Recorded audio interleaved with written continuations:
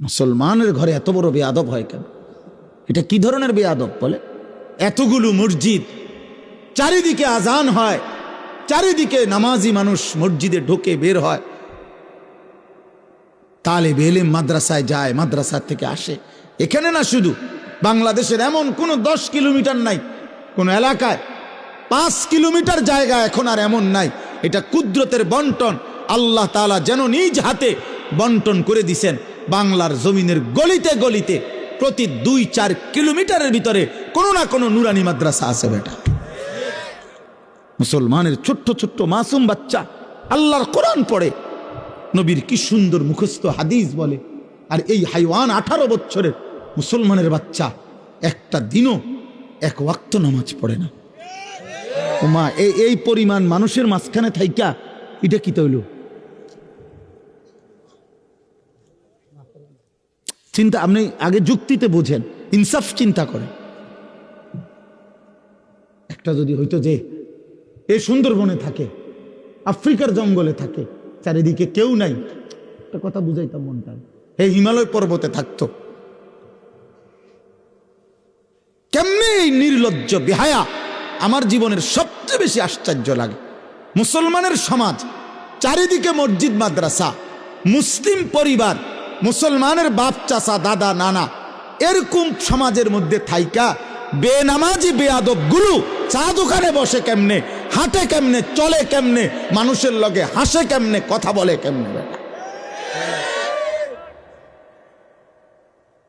কেমনে কথা বলে। মুসলমান এত বড় বেয়াদব হবে, এত বড় নিকৃষ্ট হয় বেটা।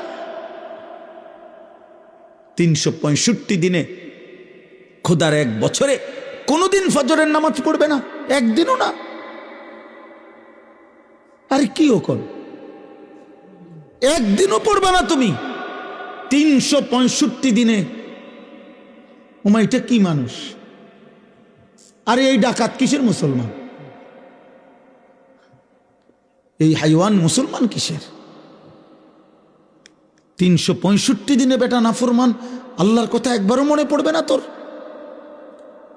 হযরত আব্দুল্লাহ ইবনে ওমর রাদিয়াল্লাহু তাআলা আনহুমা, নবীজির সাহাবী, তিনি বলেন, নবীজির জামানায় 2-4 দিন আমরা কাউকে ফজরের নামাজে অনুপস্থিত দেখলে, খোদার কসম, তিনি বলেন আমরা তাকে মুনাফিকই ভাবতাম, আমরা বুঝতাম সে মুনাফিক, মুনাফিক ভাবতাম আমরা। বলে কি উত্তর দিবেন? রাসূলুল্লাহ সাল্লাল্লাহু আলাইহি ওয়াসাল্লাম বলছেন, বিশুদ্ধ হাদিস, এশার নামাজ এবং ফজরের নামাজে মসজিদে আসে না, জামাতে আসে না। নবীজি বলছে, আলা ইয়াশহাদুহুমা মুনাফিকুন, মুনাফিক এশার নামাজ এবং ফজরের নামাজে আসে না, সে মুনাফিক। বুখারীর হাদিস, আল্লাহর নবী সাল্লাল্লাহু আলাইহি ওয়াসাল্লাম বলেন, ইন্না আসকালা সালাতিন আলাল মুনাফিকিন সালাতুল ইশা ওয়া সালাতুল ফজর।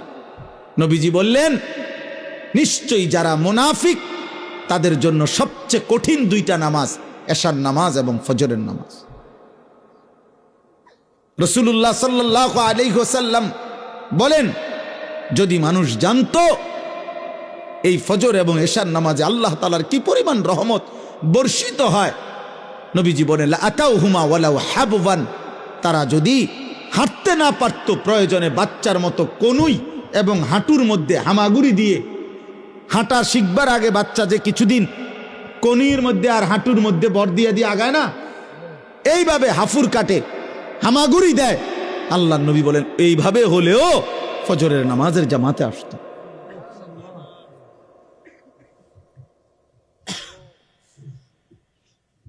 খাও আব্বা, বিরিয়ানি খাইও, বিরিয়ানি খাইয়া শীতইয়া গিয়া ঘুমাইও, আবার আগামীকাল 9টা বাজে উঠতো না, কিন্তু পড়বে, হে তা আগেই পড়ে না, নতুন করে আর কি পড়বে? কিতাবের মধ্যে আছে, বুজুর্গানে দিন বলছে, ভোরের কুত্তা, সকালের কুত্তা আল্লাহর কাছে বলে, আল্লাহ প্রথম নজর যেন কোনো বেনামাজি তার উপরে না পড়ে। সকালের কুত্তা আল্লাহর কাছে ফরিয়াদ করে। আল্লাহ প্রথম নজর যেন, আমি কুত্তার নজর যেন প্রথম কোনো বেনামাজির উপরে না পড়ে। বেটা দুনিয়া ভোগ করে, হ্যাঁ দুনিয়া তো সবাই ভোগ করছে না, মানুষ, জন্তু, জানোয়ার, কাফের, মুশরিক, এ তো কোনো কঠিন কিছু না, কঠিন কিছু। অতএব চলে এটা বুঝতে শেখেন। নওজোয়ান ভাই ভাবতে শেখো, বয়স্ক বাবা ভাবতে শেখেন।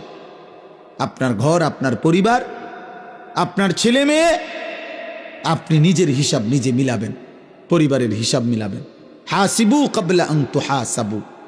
আল্লাহ নবী সাল্লাল্লাহু আলাইহি সাল্লাম বলেন, উম্মত, আল্লাহ তোমার হিসাব নেওয়ার আগে তোমার হিসাব তুমি করো।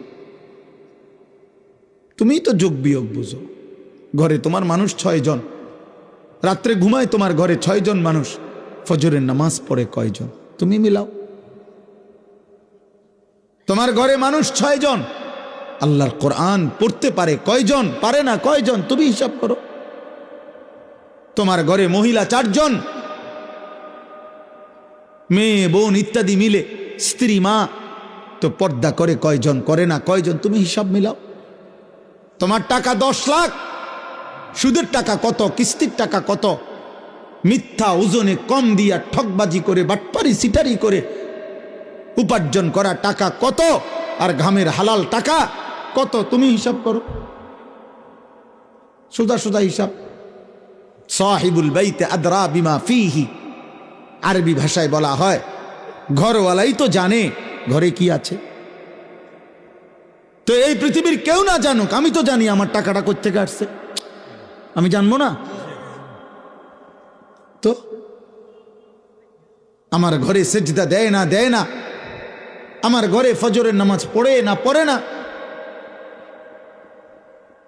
নিজের সাথে মিলাম। হাসিবু ক্বাবলা আন তুহাসাবু। আল্লাহ তাআলা বলেন, ইমানদার, ওয়াল তানজুর নাফসুম মা কদ্দামাত লিগাদ। ওই ভাই পিছনে যারা কথা বলো না, ভাই কথা বলো না। যদি ওয়াজ শুনতে কষ্ট হয় বাইরে ঘুরতে থাকো, সময় মতো আবার যখন লাইন ধরতে বলবে তখন আইসো। যাও ভাই যাও, কথা বলো না আব্বা,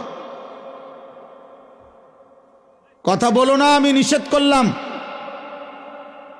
একদম কথা বলবা না, অনুমতি দিছি। আমি কোনো জোরাজোরি করে ওয়াজ শুনতে বাধ্য করছি না কাউকে, কারণ এটা তো কোনো নির্বাচনী জনসভা না যে সবার ভোট দরকার, বুঝেন নাই? আমি কোনো প্রার্থী না, আল্লাহর জন্য বলা। 10 জন হইলেই কি আর 10,000 হইলেই কি, কোনো অসুবিধা নেই, কম বেশিতে কিচ্ছু আসে যায় না। এটা কোনো বিষয় না, বিষয় হলো আখিরাত। বিষয় কি? আখিরাত। বিষয় আখিরাত। ऐसे रहे या वैसे रहे, वहां देखना फिर कैसे रहे। আজ এখানে এভাবে বা ওইভাবে, হাসে বা কাঁদে, কাইথইয়া বা সিথইয়া, সুখে কিংবা দুঃখে, অসুস্থ বা সুস্থতায়, দুঃখ কিংবা বেদনায়, একভাবে একভাবে রাত ভোর হয়ে যাবে, একভাবে না একভাবে থাকা হবে। দেখার বিষয় তো হলো ওয়াহা ফের কাইসে রাহে, সেখানে কেমনে থাকবে, সেখানে কেমনে থাকবে, আখিরাতে কেমনে থাকবে।